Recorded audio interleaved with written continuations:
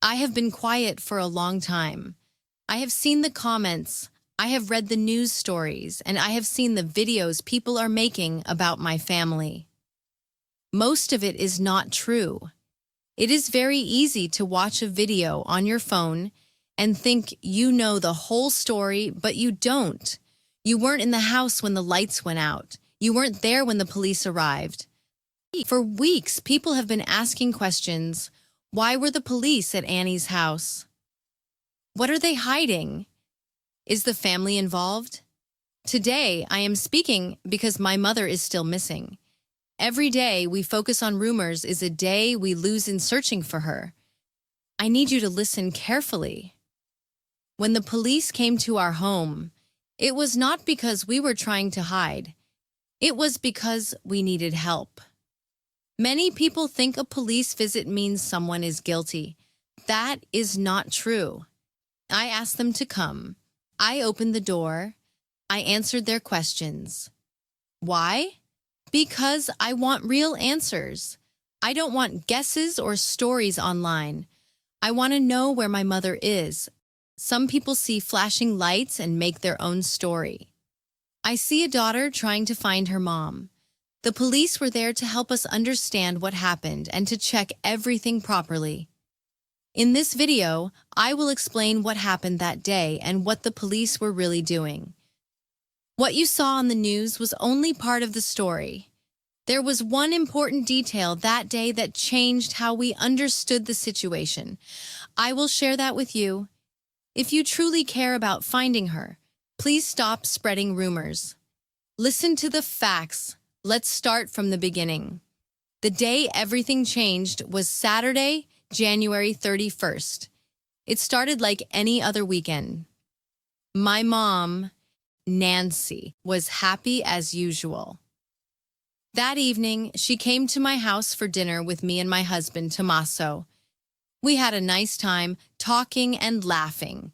We didn't know it would be the last time we saw her smile. After dinner, Tommaso drove her back to her home in Catalina Foothills. It's a short drive, about 10 minutes. He saw her go inside safely, then came back home. Everything seemed fine. We went to sleep thinking she was safe in her own bed. We had no idea that while we slept, something happened that would change our lives forever. The next morning, Sunday, February 1st, I tried to call her. My mom is very active and usually joins an online church service on Sunday mornings. I wanted to check on her, but she didn't answer. I called again. Still nothing. My sister Savannah and I began to feel very worried. My mom always answers her phone or calls back quickly. When we went to her house, the silence was frightening. Her car was in the driveway.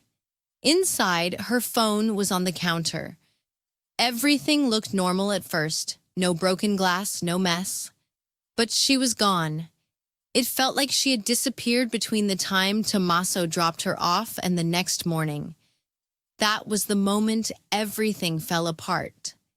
We had to call the police and tell them our mom was missing. In just a few hours, her beautiful home, the place we always felt safe, was covered with yellow tape. Seeing the police cars outside felt like a bad dream we couldn't wake up from. Since Tommaso and I were the last people to see her that night, we knew the police would have many questions. We also knew people online might wonder if we were involved. But at that moment, we didn't care about rumors. We only cared about one thing, finding our mom. I didn't know then that the investigation would soon come to my own house. I didn't know the police would search my rooms and take our things for clues.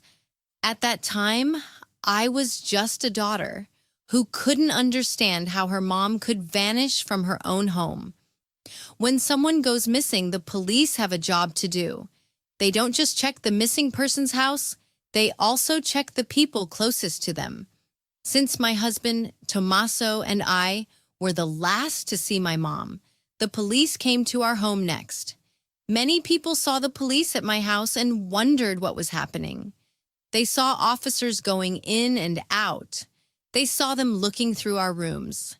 To neighbors and people online, it looked unusual, but to me, it was necessary.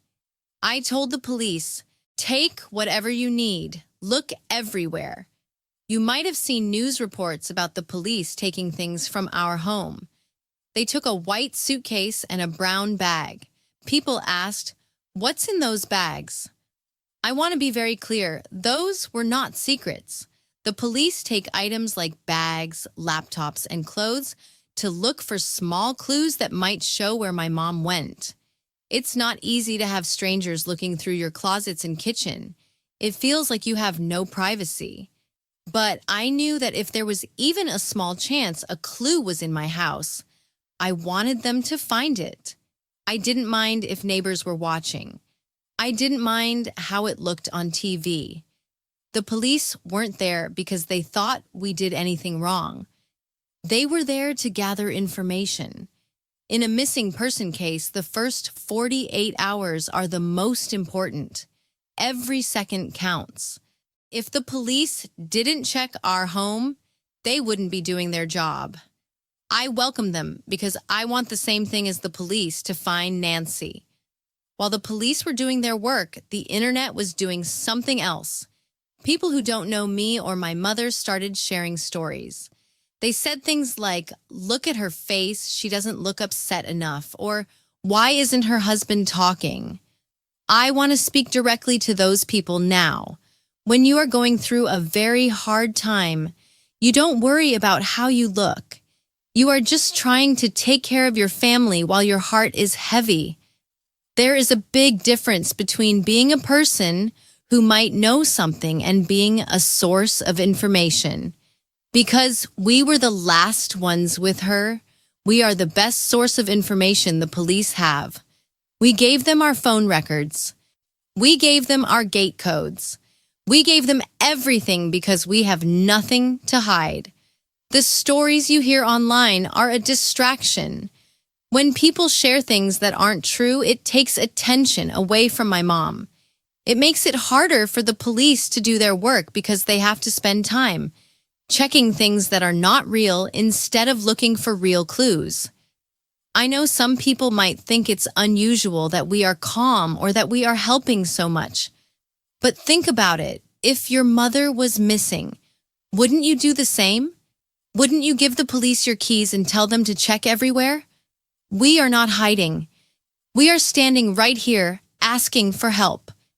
The police coming to our house was not a sign that we did anything wrong. It was a sign that we want to help and find the truth. We are not the story. My mother being missing is the story. When the police are in your home, they are not just looking for a person. They are looking for information. This is important to understand.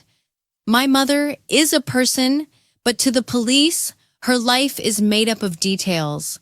They need to know her routines, favorite places, and the things she usually carries with her. People asked, why did they take a laptop? Or why did they check her phone records? They did this because information is like a map. If we can see who she talked to or what she was doing, we can understand where she went. At first, we didn't have a map. We only had an empty space where my mother used to be. We decided as a family to give the police every piece of information we had. We didn't hold anything back. We told them about her habits, her friends, and even small details she mentioned during dinner that Saturday night. Sometimes a tiny detail that seems unimportant to me is very useful for the police. The goal was to turn guesses into facts. When you have facts, you can make a plan. Without facts, you are unsure. By letting the police look through our home and our belongings, we were helping them gather the information they needed.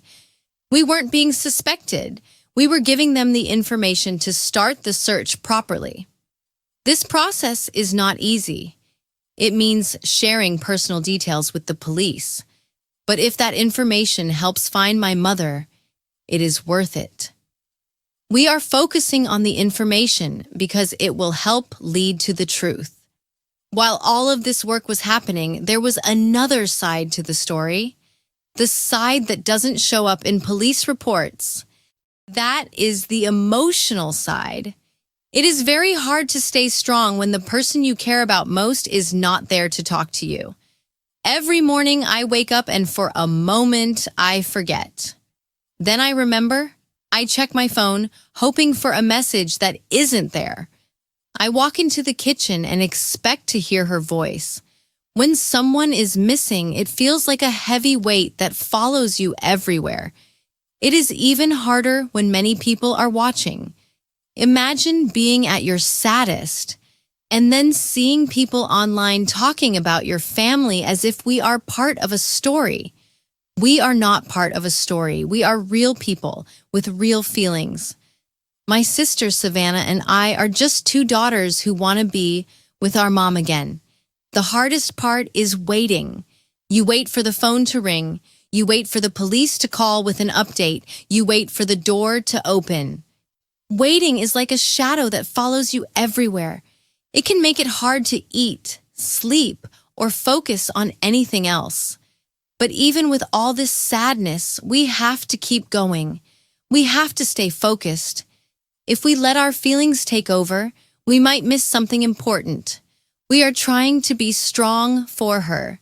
We are trying to stay calm so we can help the investigators. We are tired, but we are not giving up.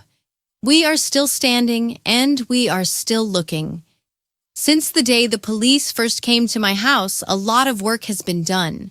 The suitcase, the bags, and the electronics they took have been checked. This is a slow process, but it is steady. Every piece of information helps the police narrow down where to look. People ask, are there any new leads? In a case like this, the police keep some details private so the search can continue safely. I can tell you that the search has moved beyond our homes. They are looking at cameras from the neighborhood, checking road records, and talking to anyone who might have seen her car.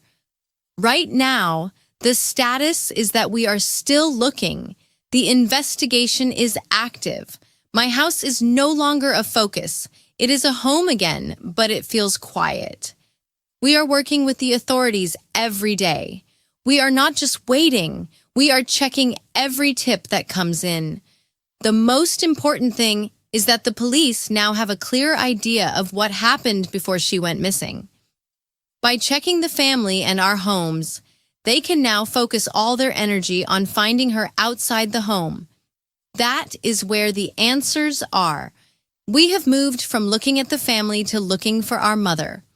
I want to end this video with a message of hope. To everyone who has sent a kind word or a prayer, thank you. You have no idea how much that means to us when we feel alone.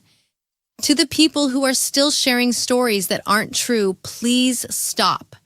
Every story that isn't correct makes it harder to focus on finding the truth. If you truly want to help find Nancy Guthrie, share her picture. Tell people her name. Keep your eyes open when you are out in Tucson or nearby areas. My mom is a person who loves life.